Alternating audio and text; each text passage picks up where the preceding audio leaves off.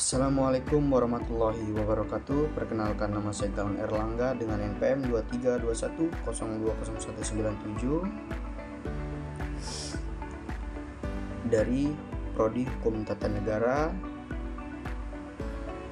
Ingin menjelaskan tentang pernikahan dari mata kuliah Fikih Munakahat yang dipimpin oleh dosen Dr. Hervin Yoki Pradipta MHI. Di sini saya akan menjelaskan tentang pernikahan menurut hukum Islam, menurut undang-undang, dasar hukum, rukun dan syarat-syaratnya. Yang pertama, pengertian pernikahan yaitu merupakan perjanjian hukum atau biasa dibilang akad untuk membolehkan seorang laki-laki memanfaatkan seorang wanita untuk menikmati kenikmatan yang awal mulanya merupakan perbuatan yang diharamkan menjadi dihalalkan dengan telah mengutarakan akad yang benar. Menurut Muhammad Abu Isroh, nikah adalah akad yang memberikan faedah hukum kebolehan untuk mengadakan hubungan suami istri antara seorang pria dan seorang wanita, serta mengadakan tolong-menolong dan memberikan hak-hak dan kewajiban antara mereka. Kompilasi hukum Islam, perkawinan menurut hukum Islam itu adalah pernikahan, yaitu akad yang sangat kuat atau makosan ghalizan untuk menaati perintah Allah dan melaksanakan ibadah. Menurut Undang-Undang Nomor 1 Tahun 1974 Pasal 1, perkawinan merupakan ikatan lahir dan batin antara seorang wanita dan seorang pria sebagaimana suami dan istri dengan tujuan membentuk keluarga, membentuk sebuah rumah tangga yang bahagia dan kekal berdasarkan ketuhanan yang Maha Esa. Dasar hukum Islam.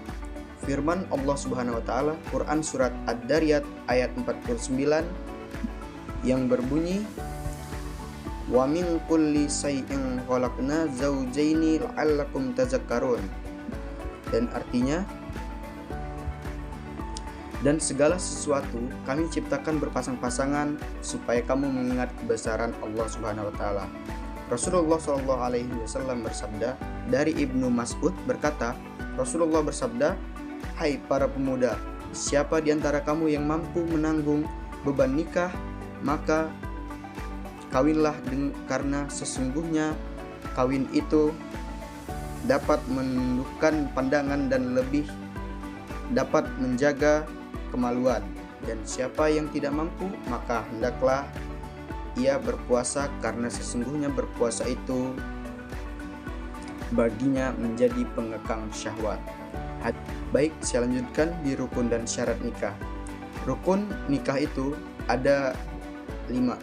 Yang pertama ada mempelai pria, mempelai wanita, yang ketiga wali, yang keempat 2 orang saksi laki-laki, dan kelima ijab dan kabul. Syarat nikah untuk mempelai laki-laki itu ada 4. Yang pertama, tidak ada hubungan mahram dari calon istri. Yang kedua, kemauan sendiri.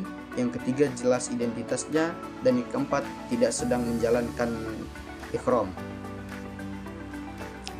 Syarat untuk mempelai perempuan itu ada 7. Dan yang pertama, tidak ada halangan syar'i. Yang kedua, tidak berstatus suami yang masih sah. Dan yang ketiga, tidak ada hubungan mahram.